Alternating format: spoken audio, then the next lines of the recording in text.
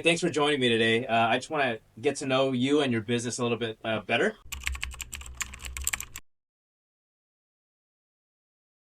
What's the wildest or most unusual repair request you've ever gotten for a vacuum, sewing machine, or grill? 60-year-old Electrolux where ports are no longer available, and they didn't care what I had to do to make it work.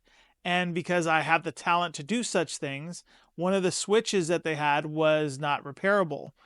So what I had to do was I had to drill a hole into the machine, put a push switch where the motor was, and since it had a little ball switch on top, so I had to rewire everything. It wasn't something I wanted to do, but since it was a special request and it was something that normally we don't do, but because they were so adamant about it, that was one of the things I did. And it came out good.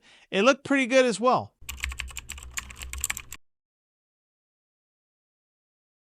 And so, if one of your products could star in a movie, which would it be, and what would the movie be about? It'd probably be the big green egg, and it would probably be happiness of food. Because I tell you, when you cook on that big green egg, it's like magic. Maybe I should call it magic. A Yeah, magic movie. It's a yeah, magic show. because just people's reactions. Oh my God. I had this friend that wanted to make some meal for his family. Never used it before in his life. And I said, don't worry about it. All you got to do is follow these simple steps, and I promise you everything's going to come out right. And he said it was the best they've ever had. Smoky, tender, delicious. It was great and easy to do.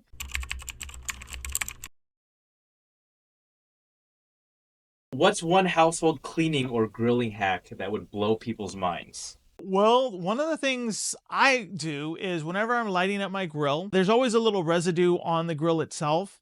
And I always like to clean it with a brush, but my favorite thing to clean it with is with an onion. Because as I get the onion and I rub it on, not only is it cleaning it, but it's also seasoning it. So as it's lighting up and you're smelling, it smells like you're cooking something on it. So not only does it clean it, it also makes your food taste even better.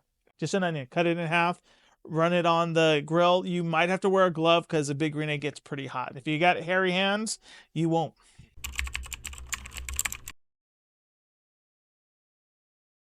What's been the biggest lesson you've learned from owning this business for over 20 years? To not let bad business bring you down because it's here to stay. And the only thing you can do is be happy. And if you're happy, everything else is going to be okay. Business is going to come and go, but happiness will not. You have to be happy because if you're not happy, your customers aren't not happy. You're not going to do happy work. And that would probably be it.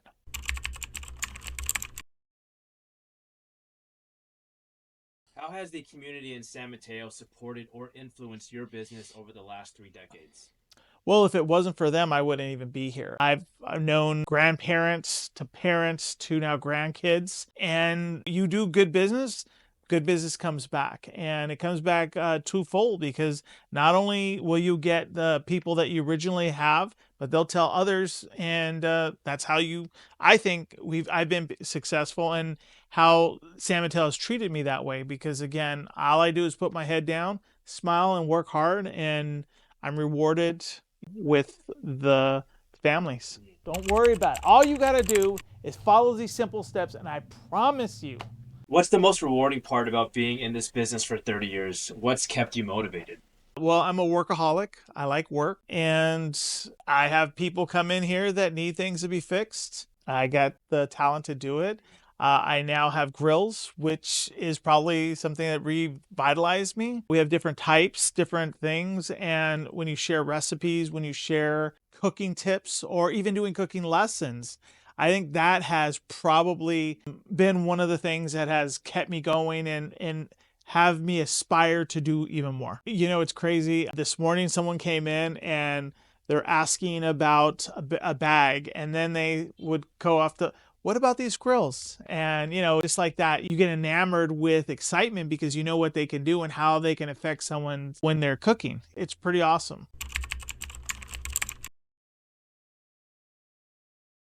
Do you have a favorite vintage vacuum or sewing machine that holds a special place in your heart? What's the story behind it? Well, if I had to have a special vacuum, it had to be the older Electroluxes. Because when I first started in this business, they asked if I knew how to fix vacuums, and I said no. And they said, "Do you know how to fix things?" And I said yes.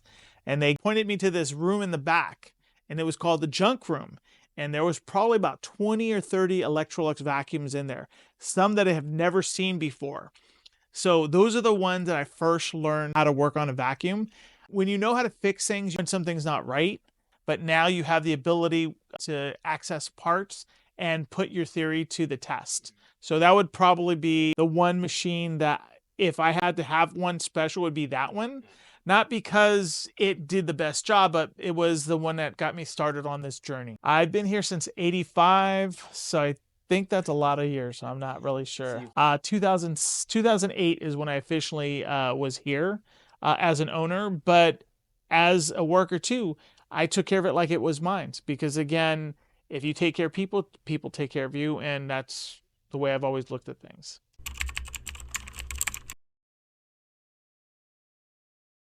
What's the biggest change you've seen in your industry over the past 30 years? How has AAA Vac, Sew, and Barbecue adapted? Probably by not taking questions personally. A lot of times, someone will come in and ask me a question and then contradict me with something that they read on the internet. And first, I would be kind of perturbed, to say the least. But then, when you have someone that doesn't know anything, they're just looking for validation to some answers. And unfortunately, sometimes when they don't get that validation, they want to take it on the person that actually knows something, which is you. But that's probably the biggest change, I would say, that I've noticed. Because normally when someone come in and ask a question, they're happy with the answer because I could show them why and whatever the case may be. And again, if they didn't like it, then they could explain to me what they didn't like or what they did like.